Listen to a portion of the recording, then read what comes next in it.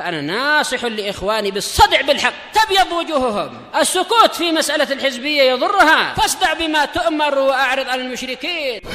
سلامي على دماج ورجالها والشيخ يحيى ودار العلم يا بسم الله الرحمن الرحيم. الحمد لله ثم الصلاة والسلام على رسول الله وعلى آله وصحبه ومن اتبع هداه ثم أما بعد. Ikhwan fillah, akramani akramakumullah. Kembali kita mengkaji kajian dari kitab Al-Jami' As-Sahih fi Tauhid Rabbil Alamin. Kumpulan yang sahih dari sisi landasan hukum Al-Quran dan hadis sahih.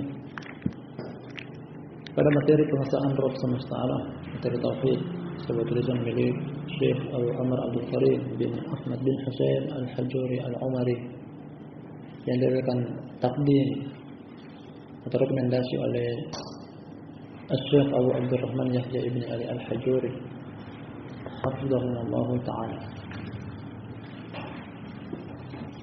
Pada pertemuan kali ini, malam hari ini, kita akan ambil judul bab baru, masih berkaitan dengan seputar la ilaha illallah. Kalau yang sebelumnya keutamaan tauhid sebagai penghapus dosa, dilanjutkan dengan keutamaan la ilaha illallah, dilanjutkan lagi dengan keutamaan merealisasikan tauhid.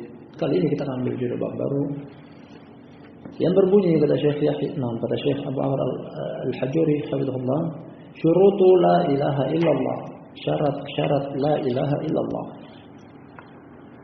Syarat-syarat la ilaha illallah. Ikhwan fillah rahimani wa rahimakumullah. Kandungan judul bab ini, sang penulis ingin ajarkan kepada kita bahwasanya la ilaha illallah tidak cukup hanya sekedar dengan mengucapkan saja dengan lisan. Karena dijumpai di luar sana bahwasanya banyak sekali orang yang mengucapkan la ilaha illallah, namun ternyata dia masih menyelisihi la ilaha illallah dengan perbuatannya. Atau terkadang la ilaha illallah tidak bermanfaat dikarenakan apa? Dia tidak memenuhi syarat-syarat diterimanya la ilaha illallah. Artinya la ilaha illallah baru diterima ketika terpenuhi syarat-syaratnya. Dan dari judul bab inilah kita akan kaji, yang penulis akan bawakan kepada kita bahwasanya la ilaha illallah akan bermanfaat ketika terpenuhi syarat-syaratnya. Sebelum kita membaca apa saja secara terperinci syarat-syarat dari la ilaha illallah yang beliau akan jabarkan kepada kita, ada 8 beserta landasan hukumnya. La ilaha illallah memiliki syarat. Bukan baru kali ini kita dengar, bahkan sudah diperbincangkan oleh para ulama dari zaman dahulu.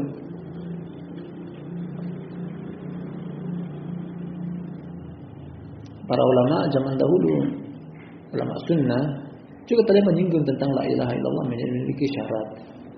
Tidak hanya sekedar mengucapkan saja, namun ada ketentuan-ketentuan yang harus didatangkan oleh setiap orang yang telah mengucapkan la ilaha illallah agar la ilaha illallah tersebut bermanfaat, berguna.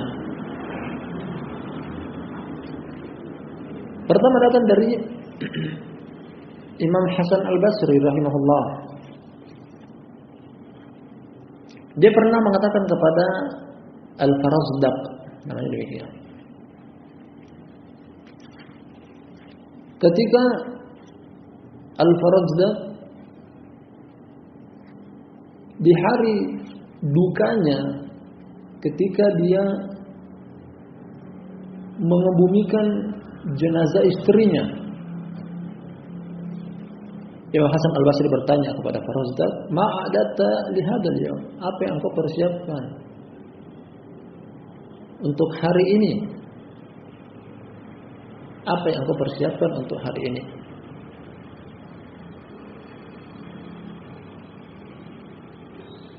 Farazdaq memberikan jawaban, "Syahadatu an la ilaha illallah mundu sab'ina sana." Aku telah mempersiapkan la ilaha illallah semenjak 70 tahun yang lalu.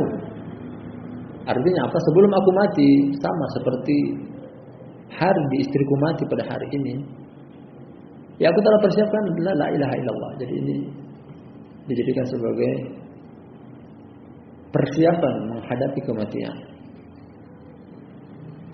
Kemudian setelah mendapatkan jawaban dari para sahabat tersebut, Hasan berkata lagi, ni'mal uddatu, lakin li la ilaha illallah syurutun. Sebaik-baik persiapan yang engkau persiapkan, yakni la ilaha illallah. Namun la ilaha illallah memiliki syarat-syarat. Nah, ini kata Imam Hasan Al-Basri. Lakin la ilaha illallah syurutun. Akan tetapi la ilaha illallah memiliki syarat-syarat. Lanjut di akhir ucapan dia Imam Hasan Al-Basri, fa iyyaka wa qadhul muhsanat, waspadalah engkau untuk menuduh wanita yang mukminah menjaga kesuciannya berzina. Ya, jangan asal menuduh orang berzina atau wanita berzina, karena itu termasuk dosa besar. Inti dari penukilan yang barusan kita baca dari Imam Hasan Al-Basri rahmatullahi taala alaih, ucapan yang jelas gamblang dari dia bahwasanya la ilaha illallah memiliki syarat-syarat. La ilaha illallah memiliki syarat-syarat. Akan datang nanti secara terperinci kita akan baca dari penjabaran sang penulis dalam buku beliau ini. Satu lagi penukilan dari kali ini adalah dari Imam Wahab bin Munabbih. Wahab bin Munabbih, murid dari Abu Hurairah, murid juga dari Abdullah bin Amr bin As. Yang dahulunya dia adalah seorang alim ulama dari kalangan Ahlul Kitab, kaum Yahudi. Bagus masuk Islamnya dan bagus Islamnya. Kemudian dia ikut berdakwah. Dalam pernikahan tersebut bahwasanya Wahab bin Munabbih berkata kepada orang yang bertanya kepada dia, dia memberikan penjabaran bahwasanya panjang alur ceritanya, kita ambil intinya. Dia berikan jawaban bahwa alaysa miftahul jannati la ilaha illallah, bukankah pintu surga adalah la ilaha illallah? Nah, ada orang bertanya kepada dia. Seseorang bertanya kepada Wahab bin Munabbih, bukankah pintu atau bukankah kunci surga adalah la ilaha illallah? Artinya seorang yang masuk ke dalam surga hendaknya dia memiliki kunci, dan kunci tersebut adalah la ilaha illallah. Dijawab oleh Wahab bin Munabbih, qala bala. Iya tentu. Walakin ma min miftahin illa lahu asnan. Fa in ataita bi miftahin lahu asnanun futiha laka wa illa lam yuftahu lak. Wa illa lam yuftah lak. Kata Imam Wahab bin Munabbih bahwa tentu bahwasanya surga memiliki kunci. Kuncinya adalah la ilaha illallah. Namun tidak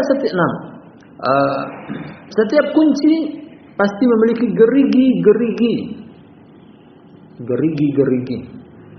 Artinya kunci yang satu belum tentu dibuka kepada gembok yang lain. Karena masing-masing kunci punya gerigi yang akan cocok ketika dimasukkan kepada gemboknya.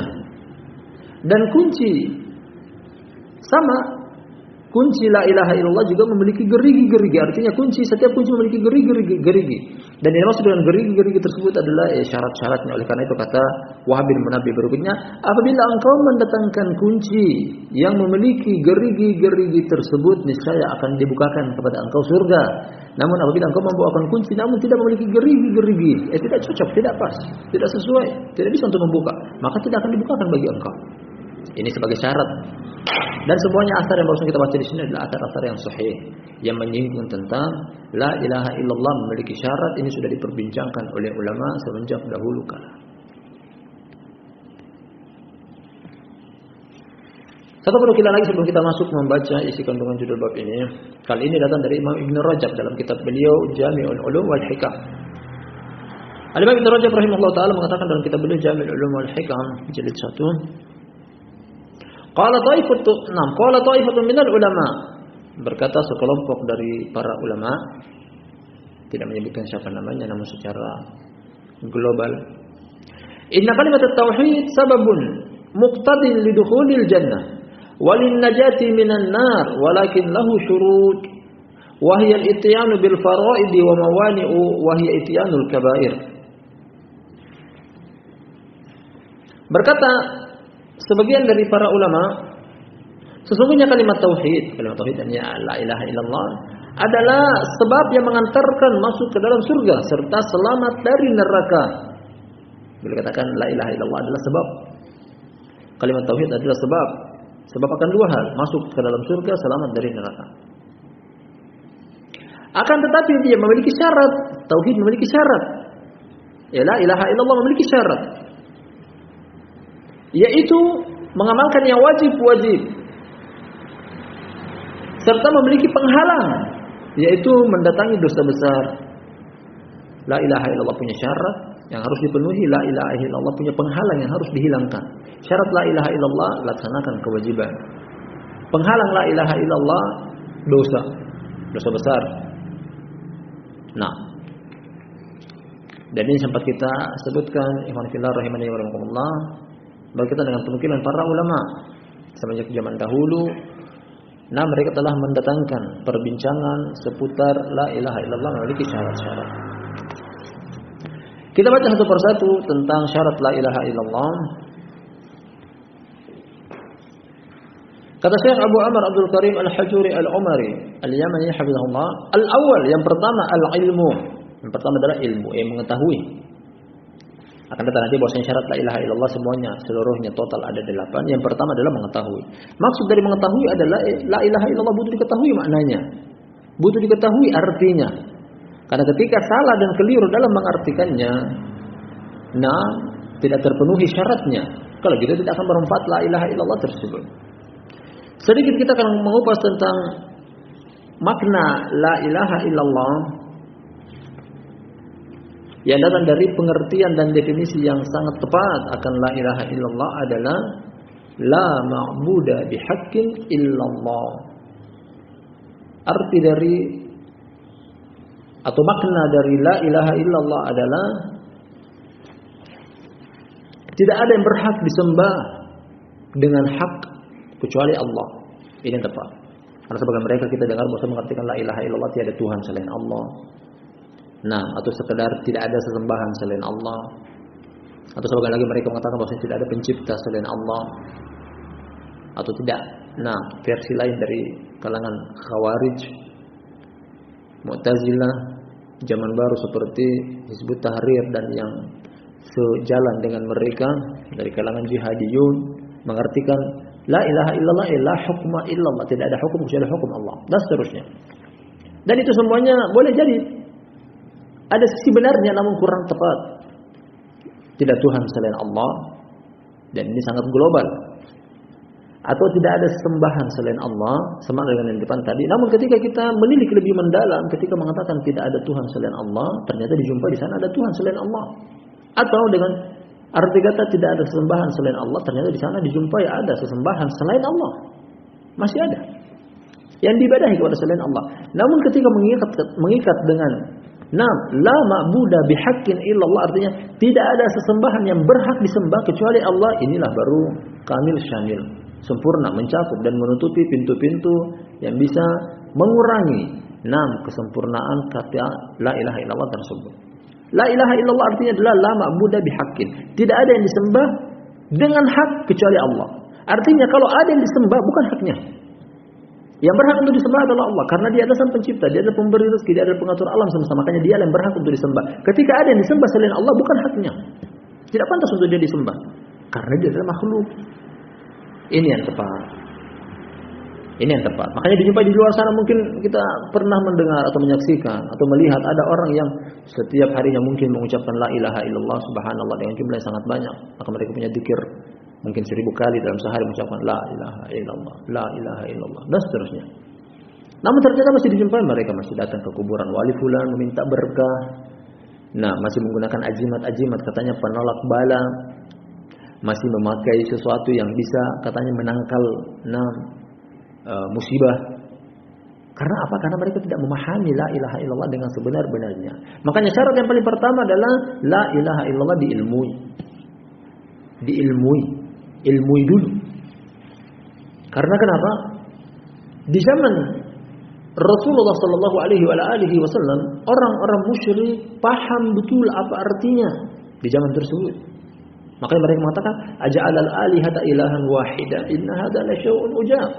Orang musyrik mengingkari Nabi sallallahu alaihi wasallam ketika itu dengan ucapan mereka, apakah orang ini yakni Muhammad sallallahu alaihi wasallam mau menjadikan sesembahan itu cuma satu saja, Allah saja, mereka tidak menjadikan sesembahan yang lainnya. Akhirnya mereka katakan ini adalah sesuatu yang aneh. Sesuatu yang aneh karena mereka mau beribadah kepada Allah, beribadah juga kepada berhala. Beribadah kepada Allah, beribadah juga kepada kuburan wali fulan. Itu yang mereka maui. Artinya orang di zaman Rasulullah SAW mereka enggan untuk mengucapkan la ilaha illallah karena tahu maknanya, paham maknanya. Mereka tidak mau mengucapkan karena konsekuensinya adalah tinggalkan berhala, hanya Allah yang disembah. Makanya mereka tidak mau mengucapkan. Nah, adapun orang zaman sekarang ini mengucapkan la ilaha illallah, orang zaman dulu mungkin tidak mau mengucapkan. Di orang-orang musyrik di zaman Nabi SAW tidak mau mengucapkan karena mereka tahu la ilaha illallah artinya serta konsekuensinya. Orang-orang di zaman sekarang banyak yang mengucapkan la ilaha illallah namun tidak tahu artinya, hanya sekedar mengucapkan. Makanya di sini butuh untuk mengilmui, butuh untuk memahami apa arti dari la ilaha illallah. Kali ini kita akan baca landasan hukum, ada 2 ayat serta 1 hadis yang sang penulis bawakan. Ayat yang pertama, qala Allah Ta'ala, berkata Allah yang Maha Tinggi, potongan ayat dari surat Muhammad. Fa'lam annahu la ilaha illallah, ketahuilah bahwasanya tidak ada sesembahan yang berhak disembah kecuali Allah. Perhatikan, la ilaha illallah Allah perintahkan untuk ketahuilah, diilmui, dipelajari, dipahami, bukan cuma sekedar mengucapkan. La ilaha illallah dipelajari. Dan hendaknya ini kita juga ajarkan kepada putra-putri kita, kepada anggota keluarga kita, agar supaya la ilaha illallah yang ada pada mereka bermanfaat. Hendaknya kenali juga arti dan makna dari la ilaha illallah dengan arti makna yang sahih, yang tepat, yang lurus. Kalau di luar sana kita tanya, apa arti la ilaha illallah? Seluruhnya menjawab, atau paling tidak kebanyakannya, tidak Tuhan selain Allah. Apa betul? Mungkin betul tapi kurang tepat. Atau tidak ada sembahan selain Allah. Mungkin betul tapi kurang tepat.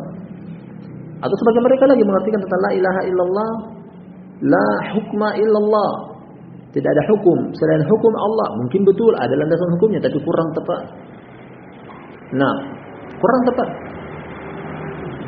Yang tepat adalah apa yang telah kita sebutkan tadi di depan, diilmui.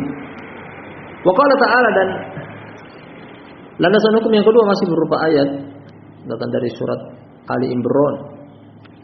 Syahidallahu annahu la ilaha illahu wal malaikatu wa ulul ilmi qa'iman bil qist la ilaha illahu wal azizul hakim. Di ayat ini Allah Subhanahu wa taala memuji khususnya para ulama, orang-orang yang diberikan ilmu, ulul ilmi.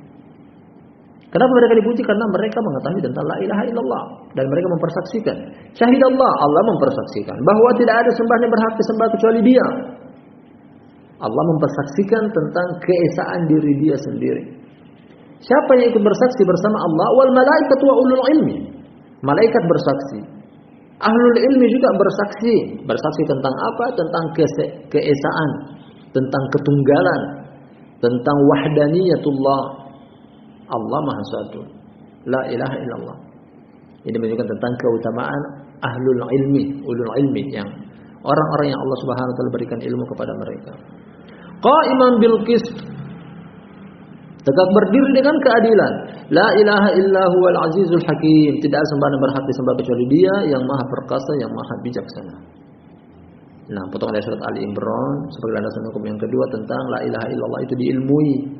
Setelah seorang mengilmui tentang la ilaha illallah dan dia masuk pada deretan orang yang mengetahui, yang diberikan ilmu, dipuji bahwasanya orang itulah yang mempersaksikan la ilaha illallah, keesaan Allah, ketunggalan Allah, wahdaniyatullah.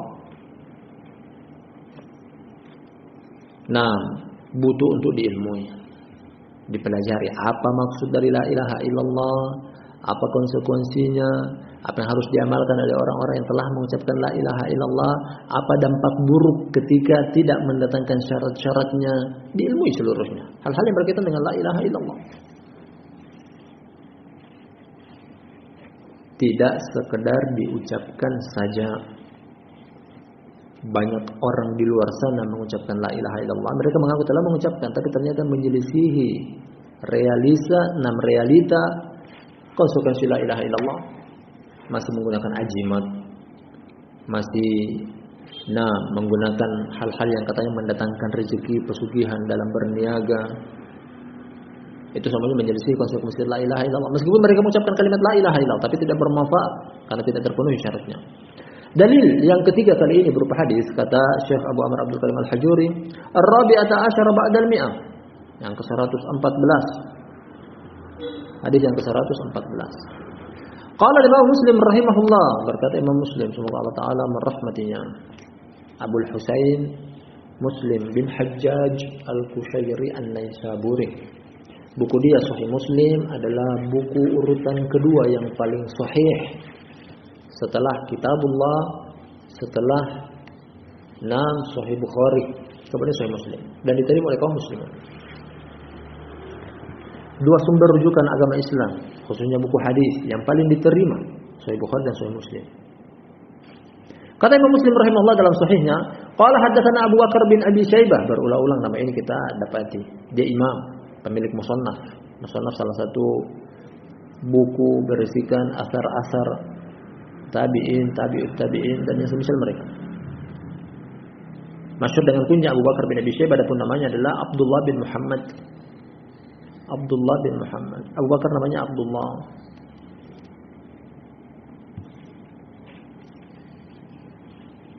Al-Kufi Al-Wasiti, imam dari Kufa.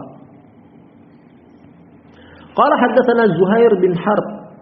Zuhair bin Harb kunyanya Abu Khaisamah Al-Baghdadi. Namanya Zuhair, kunyanya Abu Khaisamah. Dia siqah.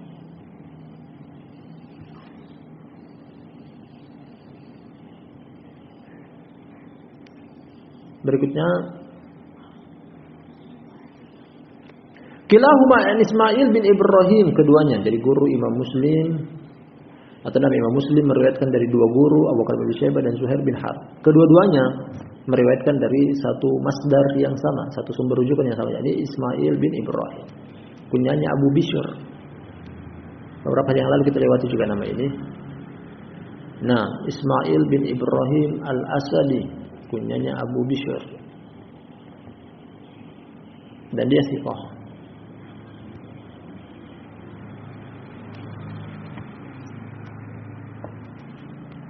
Qala Abu Bakar haddatsana Ibnu Ulayyah. Nah, kembali ke sanadnya Abu Bakar bin Abi Syaibah, ini Abdullah bin Muhammad. Qala haddatsana Ibnu Ulayyah. Ibnu Ulayyah.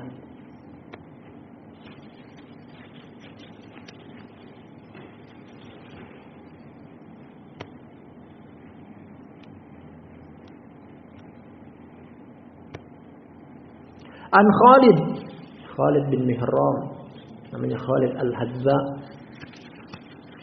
Hadza artinya adalah sepatu, artinya dia punya profesi pembuat sepatu. Sebagai mereka membuat pembuat sepatu, ada yang mengatakan servis sepatu, apa namanya, sol sepatu, dan memperbaiki sepatu rusak. Qala kata dia, qala haddatsana Walid bin Muslim. Walid bin Muslim kunyanya Abu Bishr. An Humran. Humran adalah maula Utsman bin Affan. Humran adalah budak yang dimerdekakan oleh Utsman. Sekaligus dia adalah pelayan bagi Utsman. An Utsman bin Affan radhiyallahu anhu. Memiliki julukan Dzun-Nurain, pemilik dua cahaya, dikarenakan dia pernah menikah dengan dua putri Rasulullah SAW, yani pada waktu yang berbeda. Menikah dengan putri Rasulullah SAW namanya Ruqayyah. Meninggal dunia Ruqayyah. Kemudian Nabi SAW menikahkan lagi dengan adik dari Ruqayyah, Ummu Kulsum. Ummu Kulsum meninggal dunia, kemudian Nabi SAW mengatakan, wahai seandainya aku memiliki anak perempuan yang lainnya, aku akan nikahkan lagi dia dengan engkau. Sudah tidak ada. Qala kata Utsman bin Affan, qala Rasulullah sallallahu alaihi wasallam, berkata Rasulullah sallallahu alaihi wasallam, man mata wa huwa ya'lamu annahu la ilaha illallah dakhala al-jannah. Barang siapa yang meninggal dalam keadaan dia mengetahui bahwa tidak ada sesembahan yang berhak disembah kecuali Allah, niscaya dia akan masuk surga. Itu dari hadis ini pada lafaz wa huwa ya'lamu, jumlah haliyah. menerangkan tentang keadaan. Barang siapa yang meninggal dunia dalam keadaan dia mengetahui, ini dia, mengetahui. Jadi la ilaha illallah, barakallahu fikum jami'an, akan bermanfaat bagi si pengucapnya di akhir hayatnya ketika dia mengetahui. Kalau tidak mengetahui, syarat ini tidak terpenuhi, oleh karena itu akibat dari kemanfaatan la ilaha illallah dengan masuk ke dalam surga dia tidak dapat. Harus mengetahui. Man mata wa huwa ya'lamu annahu la ilaha illallah dakhala al-jannah. Hadis yang sangat singkat dan sangat mudah untuk dihafal. Barang siapa yang meninggal dunia dalam keadaan dia mengetahui bahwasanya tidak ada sembahan yang berhak disembah kecuali Allah, niscaya dia akan masuk ke dalam surga. Ya, la ilaha illallah punya syarat. Apa syaratnya? Diilmui. Nah, ini yang pertama. Nah, mengilmui tentang la ilaha illallah, sang penulis bawakan kepada kita 3 landasan hukum berupa 2 ayat dan 1 hadis. Setelah kita baca, kita lanjut pada syarat yang kedua. Kata Syekh Abu Amr Abdul Karim Al-Hajuri Al-Umari hafizahullah yang berikutnya, At-tsani, yang kedua, al-ikhlas. Al-ikhlas. Nah, la ilaha illallah akan bermanfaat ketika seseorang ikhlas. Ketika tidak ikhlas, tidak terpenuhi syaratnya la ilaha illallah, tidak bermanfaat, tidak berguna. Tidak berguna. Dan maksud dari kata ikhlas di sini adalah ibadah dia hanya diserahkan kepada Allah Subhanahu wa taala semata. Tidak diserahkan kepada yang lainnya. Dari seluruh macam ragam jenis ibadah, ibadah lisan, ibadah hati, ibadah anggota tubuh, seluruhnya diserahkan hanya kepada Allah. Itulah makna ikhlas. Takut hanya kepada Allah, berharap hanya kepada Allah, tawakal dan berserah diri hanya kepada Allah, meminta hanya kepada Allah. Nah, sujud kepada Allah, ruku kepada Allah, dan seterusnya. Dari jenis-jenis ibadah tidak boleh diserahkan kecuali hanya kepada Allah semata. Qala Allah Jalla fi 'ula, berkata Allah yang mulia ketinggiannya, fa'budillaha mukhlishan lahuddin. Beribadahlah kepada Allah dengan mengikhlaskan agama hanya kepadanya. Inilah hukum yang pertama dari surat Az-Zumar. Fa'budillah, beribadahlah kepada Allah mukhlishan lahuddin, dengan mengikhlaskan agama hanya kepadanya.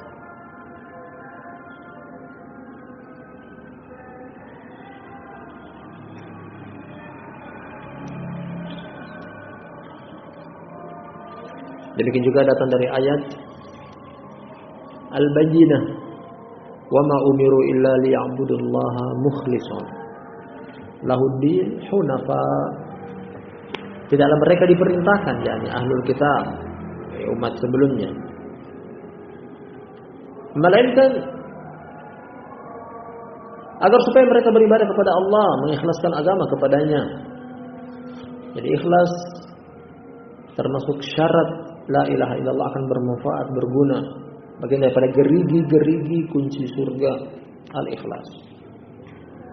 Kalau tidak ikhlas, tidak akan berguna la ilaha illallah orang tersebut. Kali ini kita akan baca hadis Al-Khamisat Asyar Ba'dal Mi'ah, yang ke-115. Hadis yang ke-115. Qala Imam Bukhari rahimahullahu ta'ala, berkata Imam Bukhari semoga Allah Ta'ala merahmatinya, Muhammad bin Ismail al-Bukhari.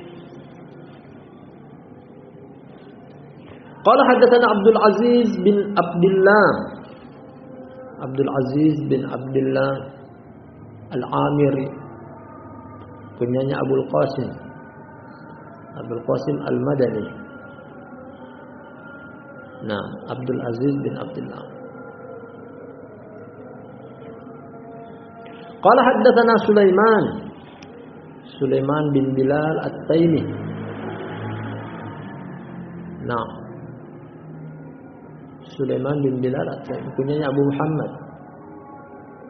An Amr bin Abi Amr, dari Amr bin Abi Amr. Abu Amr namanya Maisar, kunyanya Amr Abu Usman Al-Makhzumi.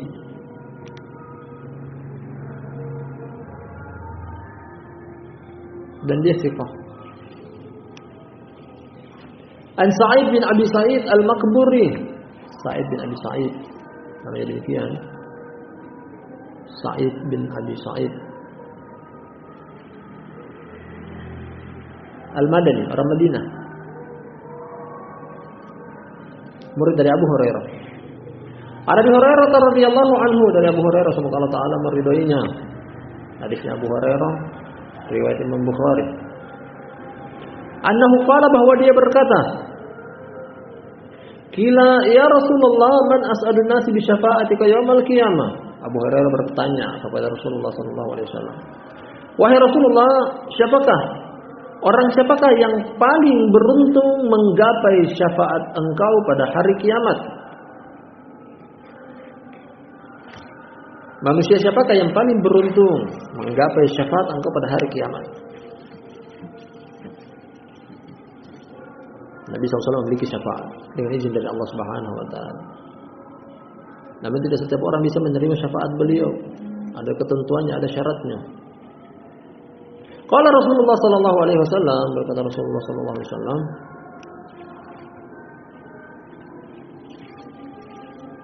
"Laqad nanantu ya Aba Hurairah alla yas'aluni an hadzal hadits ahadun awwalu mink." Aku telah menyangka, wahai Abu Hurairah, tak ada seorang pun yang tak akan bertanya tentang hadis ini lebih duluan daripada engkau. Seseorang yang lebih duluan daripada engkau. Berarti Nabi SAW sudah punya prediksi bahwasanya yang akan menanyakan tentang hadis ini adalah Abu Hurairah. Apa alasannya? Lima ra'aitu min hirsika 'alal hadis.